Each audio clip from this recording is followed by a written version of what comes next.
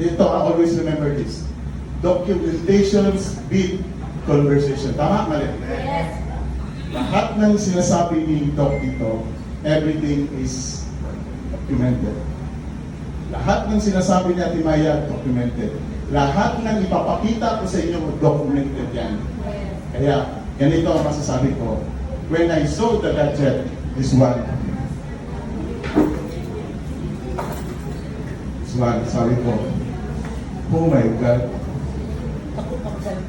Ito ha, nung nakita ko ito, sabi ko, may kakaibang power to. Sabi ko. And during that time, ito pa yung namis talaga ako nga. Hanggang ngayon, forever grateful ako to the one who kulit-kulit sa akin. Bakit?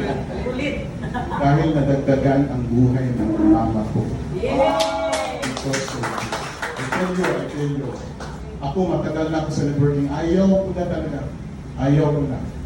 Kaya lang nirealize ko, mas marami kang matulungan basta maganda ang bata. Okay? So nung nakita ko to, timing din. Last week yata yun, last 2 weeks ago is a Mother's Day, right? And I got the chance na makauwi ako. Sabi ng sister ko, may plano ka bang umuwi ng Davao kasi Manila? Sabi ko, bakit? Sabi niya, you need to go home, baka hindi mo na makita. I really feel sad. Sabi ko, kailangan umuwi ako. So thank God, na-align din nakauwi ako. Pag-uwi ko, una from the airport, I proceed directly to sa mama ko. Saka yan ang naabot ko sa mama. Hindi yan makaganong, ma, walang limit. Walang limit. 88 years old. So, nung nasa harapan ako, sabi ko, Lord, sabi ko, your will be done. Pero parang sinasabi sa akin, may nagsasabi sa akin, mabubuhay pa yan. Kailangan lang na may malagay sa katawan niya. So, nilagay ko una dito. Pansin nyo?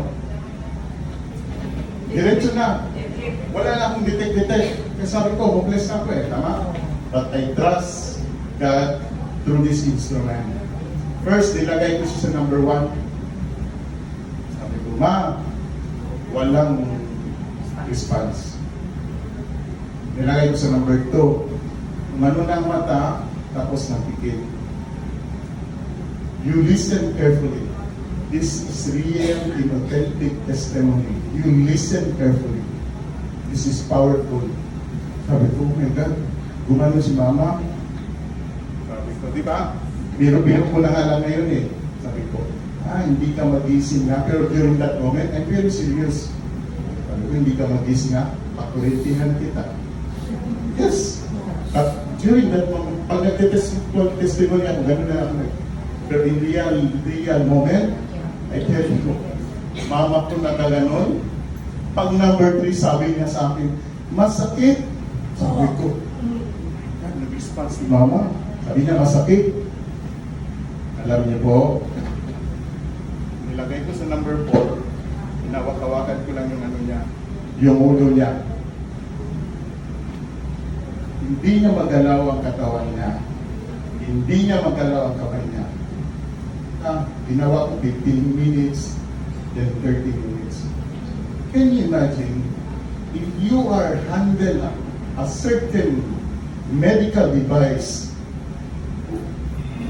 so, sabi ko nga, parang almost wala ang pag-asip, tapos mabigyan ng buhay.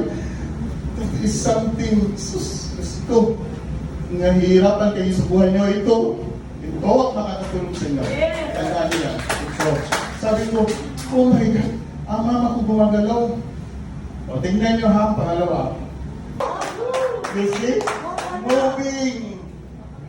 Kaya napansin niyo ako kanina na kalagayan? Look at my mother. Ma'am,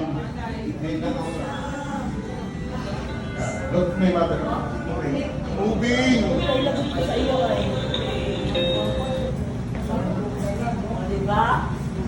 And then I'm proud to say,